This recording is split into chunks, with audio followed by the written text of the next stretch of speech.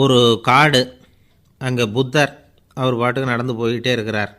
அவருக்கு பின்னாடி ஒரு குரங்கு, அதுவும் தொடர்ந்து வந்துக்கிட்டே இருக்குது. புத்தர் திரும்பி பார்த்தார். குரங்கு அப்படியே குதித்து உயர எழும்பி ஒரு கிளையில் போய் உக்காந்துது. ஏன் இப்படி பண்ணுறேன்னு கேட்டார் புத்தர்.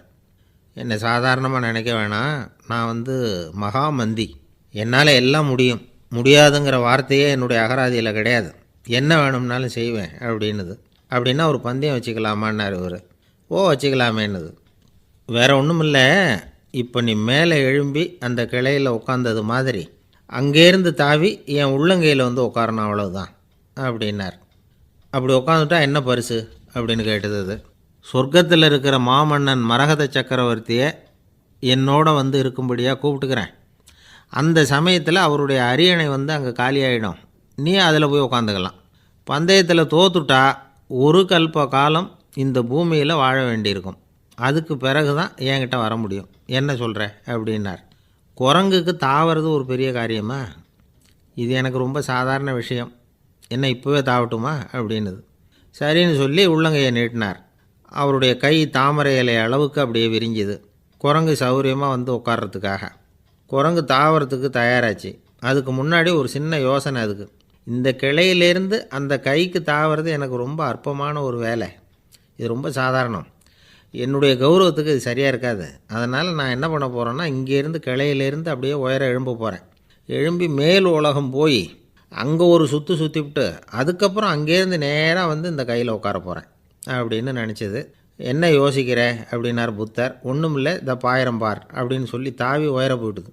கொஞ்ச நேரத்தில் வான உலகத்துக்கே போய் சேர்ந்துட்டுது. அங்கே போய் பார்த்தா அங்கே ஒரு 5 பளிங்கு தூண்கள் இளம் சிவப்பு நிறத்தில் நின்றுக்கிட்டு இருக்குது. குரங்கு நினச்சிக்கிட்டது, புத்தர்கிட்ட போய் இந்த பளிங்கு தூண்களை பார்த்தோம்னு சொன்னால் அப்படியே திகைச்சி போயிடுவார், இந்த தூணில் ஏதாவது அடையாளம் செஞ்சுட்டு போகணும் அப்படின்னு அந்த இடத்துல மிதந்துக்கிட்டே நினச்சிது. உடனே ஒரு தூணில் எழுதிச்சு. என்ன எழுதிச்சுன்னா, ஒரு மகா ஞானி இங்கே போகிறார் அப்படின்னு எழுதிச்சு. எழுதிவிட்டு அப்படியே கீழே தாவி புத்தரோட உள்ளங்கையில் உட்காந்துது. எப்படி பார்த்தீங்களா என்னுடைய வேலை? வான உலகத்துக்கே போய் அங்கே இருக்கிற 5 பளிங்கு தூண்களை பார்த்துட்டு அதில் நான் வந்த விவரத்தை எழுதி வச்சுட்டு அதுக்கப்புறம் இங்கே வந்திருக்கிறேன் அப்படின்னுது ரொம்ப பெருமையாக. அப்படியா அப்படின்னார் புத்தர். ஆமாம், சந்தேகமாக இருந்தால் வாங்க, அழைச்சிட்டு போய் காட்டுறேன் அப்படின்னுது அந்த குரங்கு. அதுக்கு தேவையில்லை, அப்படியே கொஞ்சம் கீழே குனிஞ்சு பார் தெரியும் அப்படின்னார் புத்தர். அங்கே பார்த்தா புத்தரோட உள்ளங்கை தெரிஞ்சுது. நல்லா உத்து பார்த்துது. அவரோட ஒரு விரலில் அது எழுதிய வாசகம் தெரிஞ்சுது. குரங்கு யோசனை பண்ணிச்சு, அப்படின்னா வானத்தில் நான் பார்த்தது புத்தரோட விரல்களா அப்படின்னு யோசிச்சுது. இதை புரிஞ்சுக்கிட்ட உடனே அந்த குரங்கோட கர்வம் அழிஞ்சு போச்சான். நம்ம மனசு தான் இந்த குரங்கு. மனம்ங்கிறதும் ஆணவங்கிறதும் ஒரு நாணயத்தின் 2 பக்கங்கள். மனம் உள்ளவரை ஆணவமும் இருக்கும். மனம் அழிஞ்சாதான் ஆணவம் அழியும். மனம் அழிய வேண்டும் அப்படின்னு பெரியவங்க சொல்கிறது இந்த அர்த்தத்தில் தான். நம்ம ஆளுங்க சவால் விடுறதெல்லாம் வேறு மாதிரி.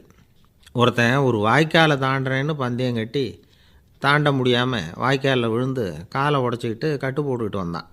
ஏன்டா அப்படின்னு கேட்டாங்க. நான் பந்தயம் கட்டின நேரம் சரியில்லை அப்படின்னா.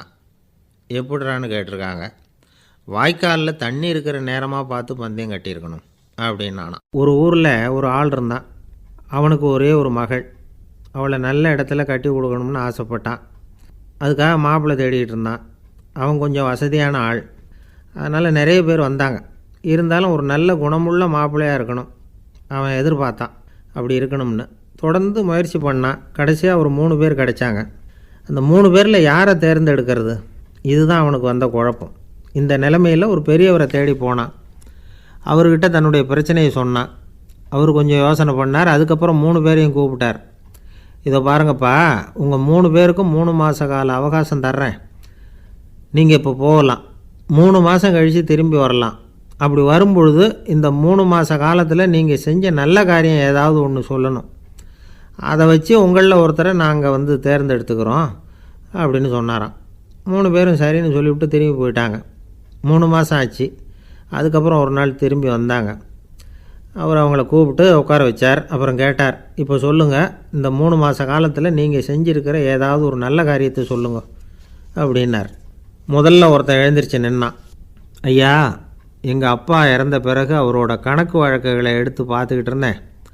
அவர் ஒரு வியாபாரிகிட்ட 10,000 ரூபா கடன் வாங்கியிருக்கிறதாக எழுதியிருந்தார். அந்த வியாபாரியும் இப்போ உயிரோடு இல்லை. இருந்தாலும் அந்த வியாபாரியோட மகனை தேடி கண்டுபிடிச்சேன். கணக்கு புத்தகத்தை காட்டினேன். எங்கள் அப்பா உங்கள் அப்பா கிட்ட 10,000 ரூபா கடன் வாங்கியிருக்கிறதாக இதை எழுதியிருக்கிறார். அதனால் அதை திருப்பி கொடுக்கறதுக்காக வந்திருக்கிறேன். இந்தாங்க அந்த பணம் அப்படின்னு சொல்லி கொடுத்துட்டு வந்துட்டேன் அப்படின்னு நானும். இதை பெரியவர் கவனமாக கேட்டுக்கிட்டார்.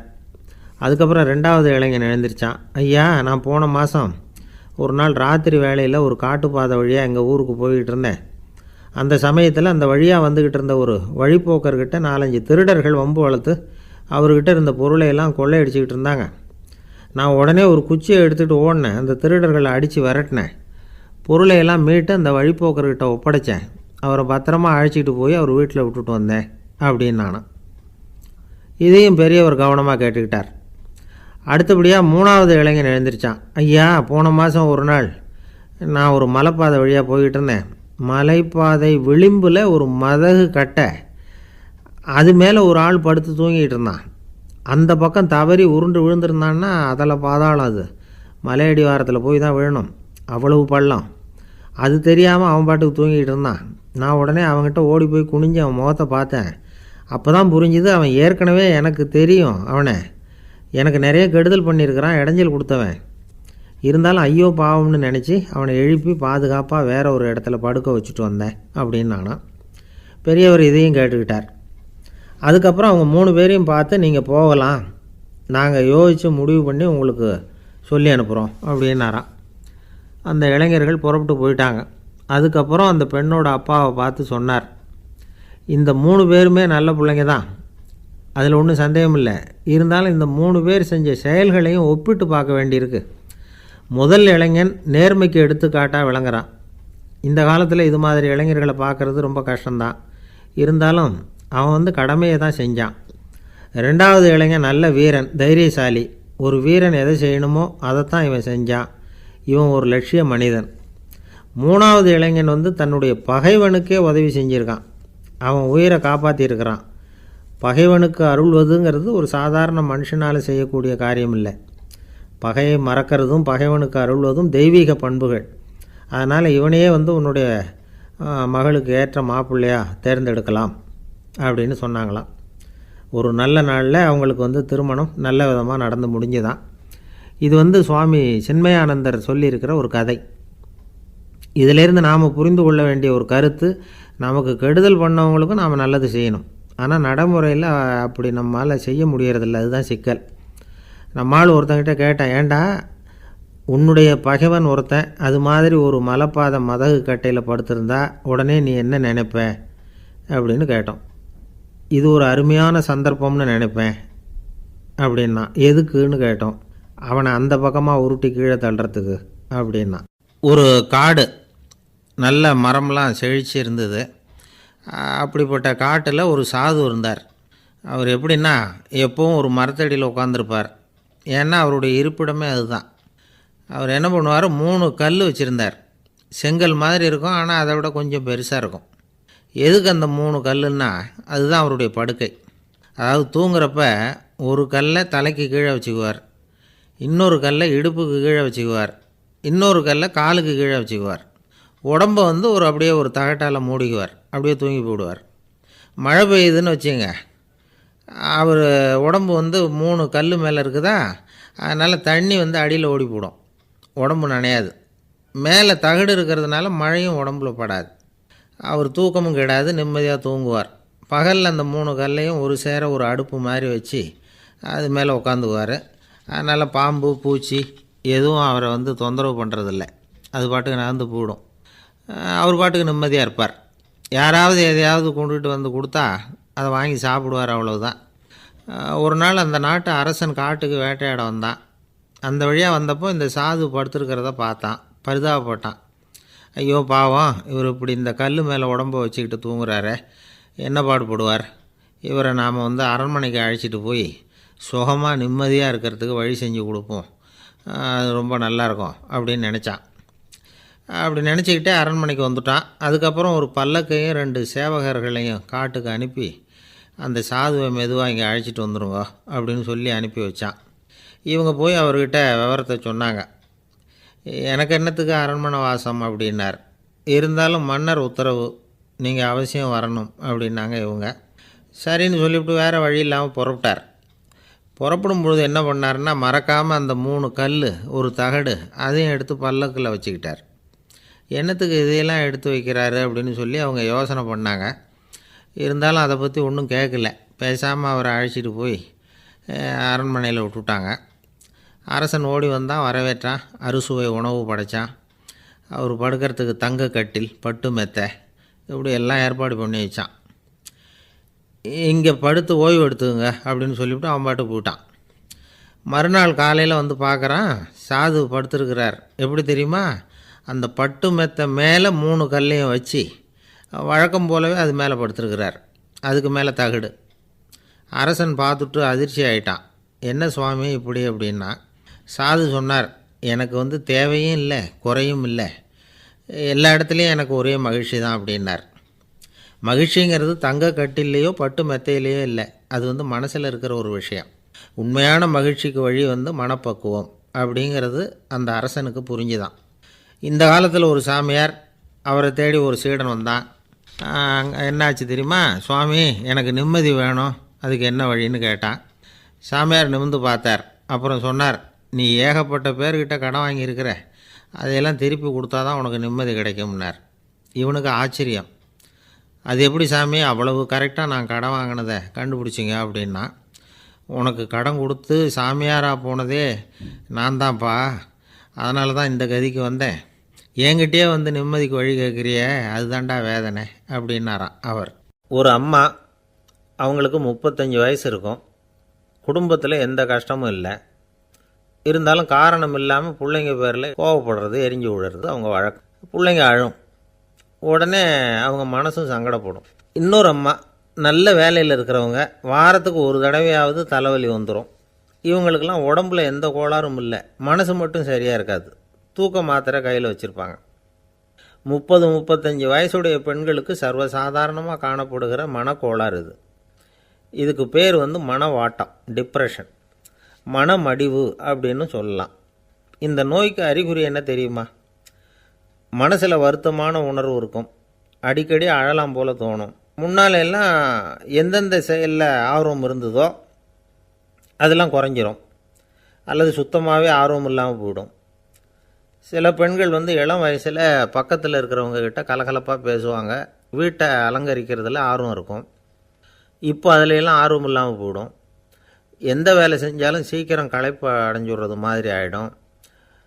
நமக்கு யாருமே உதவியாக இல்லை, நம்ம எல்லோரும் கை விட்டுட்டாங்க போல் இருக்குதே அப்படிங்கிற உணர்வுலாம் உண்டாகும். தன்னைத்தானே குறை சொல்லிக்குவாங்க. நாம் தப்பு பண்ணிவிட்டோம் போல் இருக்குதே அப்படின்னு தோணும். குற்றம் பண்ணிட்டதா நினச்சி கஷ்டப்படுவாங்க. பசி இருக்காது, தூக்கத்தில் தொந்தரவு இருக்கும். அடிக்கடி செத்து போடலாங்கிற உணர்வு வரும். தற்கொலை பண்ணிக்கலாங்கிற எண்ணம் உண்டாகும். சில பேர் தற்கொலை முயற்சியில் கூட ஈடுபடுவாங்க. சில பேருக்கு பலவிதமான உடல் வலிகள் இருக்கும், பலவீனம் இருக்கும், சீக்கிரமாக களைப்படைஞ்சு போடுவாங்க. இதெல்லாம் மனவாட்ட நோய்க்கான தன்மைகள். இந்த மனவாட்டம், அதாவது டிப்ரெஷனை 2 வகையாக பிரிக்கலாமா. ஒன்று தானாக உண்டாக்கிக்கிறது, இன்னொன்று எதிர் விளைவை உண்டு பண்ணுகிற அல்லது நரம்பு சம்பந்தப்பட்ட டிப்ரெஷன். தானாக உண்டாக்கிக்கிற மனவாட்ட நோய் இருக்குது பாருங்கள், அதுக்கு ஏதாவது சூழ்நிலை காரணமாக இருக்கலாம், அல்லது இல்லாமலும் போகலாம். மூளையில் டொப்பாமைன் அல்லது செரோட்டோனின் இதோட அளவு குறையும் பொழுது இந்த டிப்ரெஷன் உண்டாகுது. இதுக்கு ஓரளவு பிறவி காரணங்கள் கூட இருக்கலாம். குடும்பத்தில் வேறு சிலருக்கும் வரலாம். பாதிக்கப்பட்ட பெண்ணை பார்க்குறதுக்கு பலவீனமாக தெரியும், கடுமையான குற்ற உணர்வு இருக்கும், தனியாக இருக்கிறதுக்கு ஆசைப்படுவாங்க, நடு ராத்திரியில் எழுந்திரிச்சு உட்காந்து கஷ்டப்பட்டுக்கிட்டு இருப்பாங்க, கொடூரமான முறையில் தற்கொலை பண்ணிக்க முயற்சி பண்ணுவாங்க, தீ வச்சுக்கிறது, அமிலத்தை குடிக்கிறது, தூக்கில் தூங்குறது. இப்படி தானாக வரவழைச்சிக்கிற மனவாட்ட நோய் மறையக்கூடிய நோய். ஒரு தடவை வந்தால் 3லேருந்து 6 மாதம் வரைக்கும் நீடிக்கும். இடைப்பட்ட காலங்களில் நோயாளி இயல்பாக இருப்பார். எதிர் விளைவை உண்டு பண்ணுகிற அல்லது நரம்பு சம்பந்தப்பட்ட மனவாட்ட நோய் எப்படின்னா, கணவன் மனைவி, மாமியார் மருமகள், இப்படிப்பட்ட உறவு முறை பிரச்சனைகள், தோல்விகள், எரிச்சல்கள், ஆஃபீஸு பிரச்சனை, இப்படிப்பட்ட சூழ்நிலையால் உண்டாகிறது. எல்லாத்துக்கும் மருந்து இருக்குது, மார்க்கம் இருக்குது, கவலைப்பட வேண்டியதில்லை, தைரியமாக இருக்கணும். உளவியல் மருத்துவம் இதுக்கு ரொம்ப உபயோகமாக இருக்கும். சில பெண்களை பாருங்கள், அவங்க எதுக்கும் அலட்டிக்கிறது இல்லை. ஒரு அம்மா அப்படி தான் தன்னுடைய கணவனை அழைச்சிக்கிட்டு ஒரு மனநோய் மருத்துவர்கிட்ட வந்தாங்க. டாக்டர், எங்கள் வீட்டுக்காரர் திடீர்னு ஒரு மாதிரி ஆயிட்டார், வித்தியாசமாக நடந்துக்கிறார். எப்படின்னா, இவர் தன்னையே ஒரு ஒட்டடை குச்சியாக நினச்சிக்கிட்டு இருக்கிறார். அப்படி நினச்சிக்கிட்டு தன்னுடைய தலையாலேயே வீட்டில் உள்ள ஒட்டடையெல்லாம் தொடச்சிக்கிட்டு இருக்கிறார் அப்படின்னாங்க. எவ்வளவு நாளாக அப்படி இருக்குதுன்னு கேட்டார் டாக்டர். ஒரு வாரமாக அப்படி இருக்குது அப்படின்னாங்க அந்த அம்மா. அப்படின்னா முன்னாடியே ஏன் அழைச்சிட்டு வரல அப்படின்னு கேட்டார் டாக்டர். வீடு பூரா சுத்தமாகட்டுமேனு பார்த்துக்கிட்டு இருந்தேன் டாக்டர் அப்படின்னாங்களாம் அந்த அம்மா. ஒருத்தர் ரொம்ப கவலையோடு உட்காந்துருந்தார். எதை பற்றி சார் கவலைப்படுறீங்கன்னு கேட்டோம். எதிர்காலத்தை பற்றி கவலைப்படுறேன்னார். ஏன்னு கேட்டோம். என்ன பண்ணுறதுன்னே தெரியல சார், எதிர்காலம் ஒரே இருட்டாக இருக்குது, பாதையே புரியலன்னார். இன்றைக்கி நம்ம இளைஞர்கள் பல பேருக்கு எதிர்காலம் இருட்டாக தான் தெரியுது. அவங்கெல்லாம் இந்த கதையை கொஞ்சம் கேட்கணும். ஒரு மலை அடிவாரத்தில் ஒரு சின்ன கிராமம். அந்த மலை ரொம்ப உயரமானது, அடர்த்தியாக செடி கொடிகள் மரங்கள் அதில் மண்டி கிடக்குது. பகல் வேளையில் இருட்டாக தான் இருக்கும், அவ்வளோ அடர்த்தி. அந்த மலை உச்சியில் ஒரு கோவில். நாள் ராத்திரியே புறப்பட்டால் தான் காலையில் அந்த கோயிலுக்கு போய் சேர முடியும். கிராமத்து இளைஞன் ஒருத்தன் அந்த மலை உச்சிக்கு போக வேண்டியிருந்தது. கையில் ஒரு விளக்கை எடுத்துக்கிட்டு நாள் ராத்திரியே புறப்பட்டான்.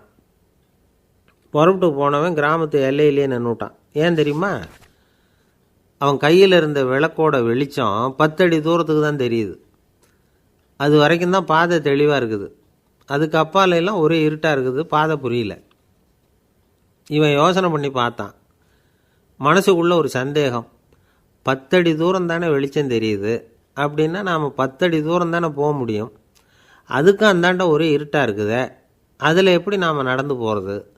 நாம் ரொம்ப தூரம் நடந்து போய் ஆகணுமே. அப்படிப்பட்ட நினப்பெல்லாம் அவனுக்கு வந்துவிட்டது. இதுதான் அவன் மனசில் ஏற்பட்ட தயக்கம். இப்படி யோசிச்சுக்கிட்டே அந்த இளம் ஆசாமி புறப்பட்ட இடத்துலையே நின்றுக்கிட்டு இருக்கிறான். அந்த சமயத்தில் ஒரு வயசான பெரியவர் அந்த பக்கமாக வந்தார். அவர் கையில் இதை விட சின்னதாக ஒரு விளக்கு வச்சுருந்தார். அது எப்படின்னா, அது ஒரு 5 அடி தூரத்துக்கு தான் வெளிச்சம் காட்டுது, அவ்வளவு சின்ன விளக்கு. அவரும் மலை உச்சிக்கு போகிறதுக்காக தான் வந்துக்கிட்டு இருக்கிறார். அவரை பார்த்து இவன் கேட்டான், என்ன பெரியவரே, இவ்வளவு சின்ன விளக்கை வச்சுக்கிட்டு அவ்வளவு தூரத்துக்கு எப்படி மலையேற போகிறீங்க அப்படின்னு கேட்டான். நீ ஏன் இப்படி தயங்கிட்டே நிற்கிறேன்னு கேட்டார் பெரியவர். என்கிட்ட இருக்கிற விளக்கு 10 அடி தூரத்துக்கு தான் பாதையை காட்டுதுன்னா. இப்போ பெரியவர் சொன்னார், தம்பி, உன் கையில் இருக்கிற விளக்கு கொடுக்குற வெளிச்சத்தை வச்சு நீ முதல்ல 10 அடி தூரம் முன்னாடி போ. 10வது அடியில் போய் நின்றுக்கிட்டு பாரு, மறுபடியும் ஒரு 10 அடி தூரத்துக்கு பாதை தெரியும். இப்படி உன் கையில் இருக்கிற விளக்கு தொடர்ந்து வெளிச்சம் காட்டிக்கிட்டே இருக்கும். நீ முன்னேற முன்னேற அந்த வெளிச்சமும் முன்னேறும். அதனால் எத்தனை கிலோமீட்டர் தூரம் வேணும்னாலும் நீ இந்த 10 அடி தூரம் வெளிச்சத்தை வச்சுக்கிட்டே நீ போயிடலாம், புறப்படு அப்படின்னார். இப்போ தான் அந்த பெரியவர் சொன்னது இளைஞனுக்கு பளிச்சுன்னு புரிஞ்சுதான். உடனே உற்சாகமாக புறப்பட்டான், உச்சிக்கு போய் சேர்ந்தான். இந்த கதையிலேருந்து நாம் புரிஞ்சிக்க வேண்டியது என்ன தெரியுமா? நீண்ட கால திட்டம் ஒன்று போடும் பொழுது நமக்கு முன்னாடி இருக்கிறத மறந்துவிட்டு மனசை போட்டு குழப்பிக்கக்கூடாது. உங்கள் கையில் என்ன இருக்கோ அதுலேயே உங்கள் எதிர்காலம் மறைஞ்சிருக்குது. கண் முன்னாடி தெரியறத வச்சு ஆரம்பிங்க, போக போக வழி தானாக புலப்படும் அப்படிங்கிறார் ஒரு பெரியவர். பெரிய பயணங்களையெல்லாம் இப்படி தான் நடத்த வேண்டியிருக்கும். ஒவ்வொரு அடியாக எடுத்து வச்சா ஓடி போய் சேர்ந்து விடலாம். மலைச்சி போய் நின்றுட்டா நின்றுக்கிட்டே இருக்க வேண்டியது தான். நம்ம ஆள்லாம் ரொம்ப மோசமாக இருக்கிறாங்க. ஒருத்தன் அப்படி தான் நீண்ட தூர பிரயாணம் ஒன்று புறப்பட்டான். ரயில் போய்கிட்டே இருந்தது. கொஞ்சம் தூரம் போச்சு, பாதி வழியில் கையில் வச்சுருந்த டிக்கெட்டை காற்றுல விட்டுட்டான். ஐயோ, என் டிக்கெட்டு போயிட்டுதே அப்படின்னு கத்த ஆரம்பிச்சிட்டான். பக்கத்தில் இருந்த பெரியவர் அவனை பார்த்து பரிதாபப்பட்டு, கவலைப்படாத தம்பி, போனால் போகுது, வேறு டிக்கெட் வாங்கிக்கலாம் அப்படின்னு ஆறுதல் சொன்னார். அதுக்கு அவன் சொல்கிறான், சார், நான் அதுக்காக அழலை, அந்த டிக்கெட்டு கிடைச்சா தானே நான் எந்த ஊருக்கு போகணுங்கிறது எனக்கு தெரியும் அப்படிங்கிறான். ஒரு குரு, இளம் சீடர்கள் எதிரில் உட்காந்துருக்கிறாங்க. குரு பாடம் நடத்திக்கிட்டு இருக்கிறார். சீடர்களுக்கு ஒரு ஆசை, அதாவது ஒரு முக்கியமான மந்திரத்தை நம்ம குருநாதர்கிட்ட இருந்து கற்றுக்கணும் அப்படிங்கிறது அவங்க ஆசை. அது என்ன மந்திரம்னா, இறந்தவரை உயிர்ப்பிக்கக்கூடிய புனித மந்திரம், அதாவது செத்தவங்களுக்கு மீண்டும் உயிர் உண்டாக்குகிற மந்திரம். குருவே, தயவு பண்ணி அந்த மந்திரத்தை எங்களுக்கு உபதேசிக்கணும் அப்படின்னு கேட்டாங்க. அது ரொம்ப ஆபத்தானது, அது என்னத்துக்கு உங்களுக்கு வேண்டாமேன்னாராம் குரு. எங்களுடைய நம்பிக்கை உறுதிப்படுறதுக்காகத்தான் கேட்குறோம், வேற ஒன்றும் இல்லை அப்படின்னு நாங்களாம் சீடர்கள். பக்குவப்படாத அறிவுங்கிறது ரொம்ப ஆபத்தானது அப்படின்னாராம் குரு. இது சீடர்களுக்கு புரியல. அது எப்படிங்க பக்குவப்படாத அறிவு ஆபத்தானதுன்னு சொல்கிறீங்க, அப்படின்னா என்ன அப்படின்னு கேட்டிருக்காங்க சீடர்கள். குரு அதுக்கு விளக்கம் கொடுத்தாராம். அந்த மந்திரத்தை எப்போ பயன்படுத்தணுங்கிறது முக்கியம். அதை அறியக்கூடிய ஞானம் ஏற்படுகிற வரைக்கும் அதை தெரிஞ்சுக்காமல் இருக்கிறது தான் நல்லது, இல்லைன்னா ஆபத்துன்னாராம். ஆனால் அந்த சீடர்கள் அதை கேட்குற மாதிரி இல்லை, ரொம்ப பிடிவாதம் பண்ண ஆரம்பிச்சிட்டாங்க. சரி வாங்க சொல்கிறேன்னார் குரு. எல்லாரும் வந்தாங்க. அந்த புனித மந்திரத்தை அவங்களுக்கு ரகசியமாக உபதேசம் பண்ணார். உபதேசம் பண்ணிவிட்டு அவங்களுக்கு எச்சரிக்கையும் கொடுத்தார். இந்த மந்திரத்தை நல்லா ஆராய்ச்சி பார்த்ததுக்கு அப்புறம்தான் உச்சரிக்கணும், அவசரப்பட்டு எதுவும் செஞ்சிடக்கூடாது அப்படின்னு ஒரு தடவைக்கு பல தடவை எச்சரிக்கை கொடுத்தார். சரின்னு சொல்லிவிட்டு அவங்கெல்லாம் மந்திரத்தை கற்றுக்கிட்டு எழுந்திரிச்சு போயிட்டாங்க. ஒரு நாள் அந்த சீடர்கள் எல்லாம் மணற்பாங்கான இடத்துல அப்படியே நடந்து போயிட்டுருக்கிறாங்க. ஒரு பாலைவன பகுதி மாதிரி ஒரு இடம். அங்கே ஒரு இடத்துல எலும்புகள் குவியலாக கிடந்தது. உடனே இந்த சீடர்கள் முன்ன பின்ன யோசிக்காமல், தியானமும் பண்ணாமல், அந்த மந்திரத்தோட பயனை சோதித்து பார்க்கணும் அப்படின்னு நினச்சிக்கிட்டு அந்த மந்திரத்தை உச்சரிக்க ஆரம்பிச்சிட்டாங்க. அவ்வளோதான். உடனே என்னாச்சு தெரியுமா? அந்த எலும்புகள் எல்லாம் ஓநாய்களாக மாறி அவங்கள துரத்த ஆரம்பிச்சிட்டுது. சீடர்கள் எல்லாம் தலைதெறிக்கி ஓட ஆரம்பிச்சிட்டாங்க. ஓநாய்களும் விடலை, அவங்கள துரத்தி பிடிச்சி கடித்து கொதற ஆரம்பிச்சிட்டுது. அப்போ தான் அந்த சீடர்களுக்கு குரு சொன்ன அறிவுரையோட அர்த்தம் புரிஞ்சுது. பக்குவப்படாத அறிவு ஆபத்தானது அப்படிங்கிறது. அதனால் இதிலேருந்து நாம் தெரிஞ்சுக்க வேண்டியது என்னென்னா, நாம் நம்ம அறிவை வளர்த்துக்கிட்டால் மட்டும் போதாது, அந்த அறிவை எப்போ எப்படி பயன்படுத்தணும் அப்படிங்கிற பக்குவமும் நமக்கு வரணும். அப்போ தான் வாழ்க்கை நல்லபடியாக அமையும், இல்லைன்னா இடைஞ்சல் தான். இந்த காலத்தில் சில சின்ன பிள்ளைங்களுக்கே அறிவு ரொம்ப பக்குவப்பட்டிருக்குங்கிறத உணர முடியுது. ஒரு சின்ன பையன் பள்ளிக்கூடத்தில் மார்க் லிஸ்ட் கொடுத்தாங்க, வாங்கிக்கிட்டு அவசரமாக வீட்டுக்கு ஓடினான். எதிரில் வந்த ஒருத்தர் கேட்டார், என்ன அவசரம், ஏன் இப்படி வேகமாக ஓடுறேன்னார். எங்கள் அம்மா கிட்ட அடி வாங்கணும், அதுக்காக தான் ஓடுறேன்னா. அடி வாங்கிறதுக்காக இவ்வளவு அவசரம்னார் அவர். அப்படி இல்லைங்க, நான் போகிறதுக்குள்ளே எங்கள் அப்பா வீட்டுக்கு வந்துட்டாருன்னா அவர்கிட்ட அடி வாங்க வேண்டியிருக்கும், அதை அவாய்ட் பண்ணுறதுக்காக இப்படி ஓடுறேன் அப்படின்னு நானான் அந்த பையன். ஒரே ஒரு ஊரில் ஒரு பாதிரியார் இருந்தார். ரொம்ப நாள் சந்தோஷமாக வாழ்ந்தார். ஒரு நாள் அவர் மடத்து சமையல் அறையில் பாத்திரங்களை கழுவி துலக்கி சுத்தப்படுத்திக்கிட்டு இருந்தார். அந்த சமயத்தில் ஒரு தேவதூதன் அவர் முன்னாடி நின்னான். இவர் நிமிர்ந்து பார்த்தார். ஆண்டவர் என்னை உங்ககிட்ட அனுப்பியிருக்கிறார், பரலோகத்தில் வாசம் செய்கிறதுக்கு உங்களுக்கு நேரம் வந்துட்டுது அப்படின்னு நான் அந்த ஆள். ஆண்டவருக்கு என்னோட ஞாபகம் வந்ததுக்கு நன்றி.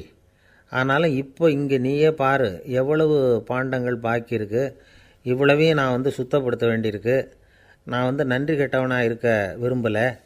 இந்த பணியை முடிக்கிற வரைக்கும் என்னுடைய பரலோக வாழ்வை தள்ளி வைக்க முடியுமா, நீ என்ன நினைக்கிற அப்படின்னு கேட்டார். தேவதூதன் தனக்கே உரிய விவேகத்தோட அன்போட பாதிரியாரை பார்த்தான். சரி என்ன செய்யலாம்ங்கிறத அப்புறம் சொல்கிறேன் அப்படின்னு சொல்லிவிட்டு புறப்பட்டு போயிட்டான். ஒரு நாள் அந்த பாதிரியார் தோட்டத்தில் உள்ள களைகளையெல்லாம் ஒரு களை கொத்தியால் கொத்தி களை எடுத்துக்கிட்டு இருக்கிறார். அந்த சமயத்தில் இந்த தேவதூதன் மறுபடியும் அவர் முன்னாடி நிற்கிறான். பாதிரியார் பார்த்தார். இதை பாரு, இந்த தோட்டம் பூராவும் எவ்வளவு களை மண்டி கிடக்கு, பரலோகம் கொஞ்ச காலம் எனக்காக பொறுத்திருக்கலாம்னு நீ நினைக்கிறியா அப்படின்னு கேட்டார். தேவதூதன் சிரிச்சுக்கிட்டே மறுபடியும் மறைஞ்சிட்டான். மறுபடியும் அவர் களை எடுக்கிறது, தானிய களஞ்சியத்துக்கு வர்ணம் பூசுறது, இப்படிப்பட்ட வேலைகளில் ஈடுபட்டிருக்கார். இன்னொரு நாள் ஒரு மருத்துவமனையில் நோயாளிகளை கவனிச்சிக்கிட்டு ரொம்ப தீவிரமாக இருக்கிறார் அந்த பாதிரியார். ஒரு நோயாளியோட தாகத்துக்கு தண்ணீர் கொடுத்துட்டு நிமிர்ந்து பார்க்குறப்போ தேவதூதன் மறுபடியும் அவர் முன்னாடி நிற்கிறான். இந்த தடவை பாதிரியார் தன்னலமற்றவராக பேரன்பை காட்டக்கூடிய வகையில் தன்னுடைய 2 கைகளையும் உயர்த்தியபடி தேவதூதனின் கவனத்தை பிணியால் வாடக்கூடிய நோயாளிகளின் பக்கம் திருப்பினாராம். தேவதூதன் ஒன்றும் சொல்லலை, மறைஞ்சிட்டான். அன்னைக்கு சாயந்தரம் பாதிரியார் மடத்தில் உள்ள தன்னுடைய அறைக்கு போய் இளைப்பாறினார். யோசித்து பார்த்தார். தேவதூதனையும் தேவதூதனின் விருப்பத்தையும் பல நாள் தள்ளி போட்டு வந்ததையும் அவர் ரொம்ப நினச்சி பார்த்தார். திடீர்னு தான் முதுமை அடைகிறதையும் சோர்வு அடைகிறதையும் உணர்ந்தார். ஆண்டவரை நினச்சார். ஆண்டவரே, உம்முடைய தூதனை மறுபடியும் என்கிட்ட அனுப்புனா நான் சந்திக்கிறதுக்கு ஆவலாக இருக்கேன் அப்படின்னு சொல்கிறப்பவே தேவதூதன் பக்கத்தில் வந்து நின்னான். பாதிரியார் நிமிர்ந்து பார்த்தார். நீ இப்போவே என்னை அழைச்சிக்கிட்டு போக விரும்பினா நான் பரலோகத்துக்கு வர்றதுக்கு தயாராக இருக்கேன்னார். தேவதூதன் அந்த பாதிரியாரை அன்போடவும் விவேகத்தோடவும் பார்த்து, நீங்கள் என் கூட பரலோகத்துக்கு வர்ற தயாராக இருக்கிறதா சொல்கிறீங்க, ஆனால் நீங்கள் இது வரைக்கும் வேறு எங்கே இருந்ததா நினைக்கிறீங்க அப்படின்னு நானும். அப்படின்னா இது வரைக்கும் இருந்த இடம் தான் பரலோகம் அப்படிங்கிறத உணர்த்தியிருக்கிறான். பரலோகம்னா என்னென்னு புரிஞ்சுக்கிறதுக்கு இந்த சம்பவம் நமக்கு உதவியாக இருக்குது. தொண்டு செய்கிறத விட பெரிய செயல் வேறு எதுவும் இருக்க முடியாது. அது நம்ம மனசுக்கு கொடுக்குற சுகத்தை வேறு எதுவும் கொடுக்க முடியாது. நாம் தொண்டு செய்கிற இடம் தான் அந்த புண்ணிய இடம். ஆனால் இந்த காலத்துல எல்லாம் நாம் தொண்டு செய்யணும்னு நினச்சி ஏதாவது ஆரம்பித்தா கூட அதை ஒரு மாதிரியாக சுற்றி நின்று வேடிக்கை பார்க்க ஆரம்பிச்சிடுறாங்க. ஒரு பெரியவர் அப்படி தான் ஒரு தொண்டு செஞ்சுக்கிட்டு இருந்தார். ஒரு கோவில் கட்டிக்கிட்டு இருந்தாங்க. அதில் ஒரு இடத்துல ஒரு பலகையை வச்சு ஆணி அடிக்கிற வேலையை செஞ்சுக்கிட்டு இருந்தார் அந்த பெரியவர். ஒரு சின்ன பையன் அதை ரொம்ப ஊக்கமாக அக்கறையாக கவனிச்சிக்கிட்டு இருந்தான். பெரியவர் இதை கவனித்தார். என்னப்பா பார்க்குற, உனக்கும் இது மாதிரி தொண்டு செய்யணும்னு ஆசையாக இருக்கா அப்படின்னு கேட்டார். அதுக்கு அந்த பையன் சொல்கிறான், அப்படி இல்லைங்க, நீங்கள் ஆணி அடிக்கிறப்போ கையில் சுத்தியால் அடிச்சுக்கிட்டா எப்படி துடிப்பீங்க எப்படி கத்துவீங்கன்னு தெரிஞ்சுக்கிறதுக்காக அதை பார்க்கணும்னு ஆசை, அதுக்காக தான் காத்துக்கிட்டு இருக்கேன் அப்படின்னு நானும். ரொம்ப நாளைக்கு முன்னாடி ஒரு நாள் கோவலன் நாடகம் நடந்தது. எங்கள் மதுரையில் நடந்தது. அதில் ஒரு முக்கியமான கட்டம். கண்ணகி கிட்ட சிலம்பை வாங்கிக்கிட்டு அதை விற்கிறதுக்காக மதுரை நகருக்கு புறப்படுறான் கோவலன். அந்த சமயத்தில் கண்ணகி பாடுற மாதிரி ஒரு நாடக பாடல் நாடக ஆசிரியர் எழுதினது. அது என்ன பாட்டுன்னா, மா பாவியோர் கூடி வாழும் மதுரைக்கு மன்னா போகாதீர் என்று அப்படின்னு ஆரம்பிக்கும் அந்த பாட்டு. இதுதான் அந்த பாட்டு. இதை கண்ணகி மேடையில் பாடின உடனே கூட்டத்தில் சலசலப்பு. நம்ம ஊர்லேயே நமக்கு முன்னாடியே நின்றுக்கிட்டு மா பாவியோர் கூடி வாழும் மதுரை அப்படின்னு சொல்கிறாங்களே, என்ன தைரியம் அப்படின்னு எல்லாம் குழப்பம் பண்ண ஆரம்பிச்சிட்டாங்க. மக்கள் சத்தம் போட ஆரம்பிச்சிட்டாங்க. எதிர்ப்பு குரல் அது பாட்டுக்கு வர வர அதிகமாக போட்டுது. கொண்டுக்கிட்டு வா அந்த நாடக ஆசிரியரை, எழுதுனது யார் அப்படின்னு ஒரே சத்தம் கூச்சல். வேறு வழி இல்லை. மெதுவாக மேடைக்கு வந்தார் அந்த நாடக ஆசிரியர். 4 பக்கத்திலிருந்தும் கேள்வி கணைகள். மக்களை பார்த்து கொஞ்சம் அமைதியாக இருங்கோ அப்படின்னு சொல்லிவிட்டு தன்னுடைய விளக்கத்தை சொல்ல ஆரம்பித்தார் அந்த நாடக ஆசிரியர். மா அப்படின்னு சொன்னால் திருமகளாகிய லட்சுமி அப்படின்னு அர்த்தம். பா அப்படின்னா கலைமகளாகிய சரஸ்வதி. வி அப்படின்னா மலைமகளாகிய பார்வதி. மா பாவியோர் அப்படின்னா திருமகளும் கலைமகளும் மலைமகளும், இவங்க மூவரும் அப்படின்னு அர்த்தம். இந்த 3 பேரும் வாழ்கின்ற மதுரை புனிதம் நிறைந்தது, சகல செல்வங்களும் நிறைஞ்சது. அப்படிப்பட்ட ஊரில் நான் அணிந்து கொள்ளும் இந்த சாதாரண சிலம்பை யார் வாங்கிக்குவாங்க அப்படிங்கிற எண்ணத்தோடு தான் கண்ணகி அப்படி சொல்கிறா. அதை நினச்சி தான் நான் எழுதினேன். ஆகவே மதுரையை ரொம்ப சிரமப்படுத்தணும், ரொம்ப மோசமாக எழுதணும் அப்படிங்கிற எண்ணம்லாம் எனக்கு கிடையாது. பெருமைப்படுத்தணும்னு நினச்சி தான் அப்படி எழுதினேன் அப்படின்னு விளக்கம் கொடுத்தாராம். இந்த விளக்கத்தை கேட்டதும் எல்லாரும் ரொம்ப சமாதானம் ஆகிட்டாங்களாம். இப்படி விளக்கம் கொடுத்த அந்த நாடக ஆசிரியர் யார் தெரியுமா? அவர் தான் தமிழ் நாடக உலகின் முதல் ஆசான் சங்கரதாஸ் சுவாமிகள். அவருக்கு நகைச்சுவை உணர்வும் அதிகம். 1920ஆம் ஆண்டு திருநெல்வேலியில் அவர் தங்கியிருக்கிறார் நாடகம் நடத்துறதுக்காக.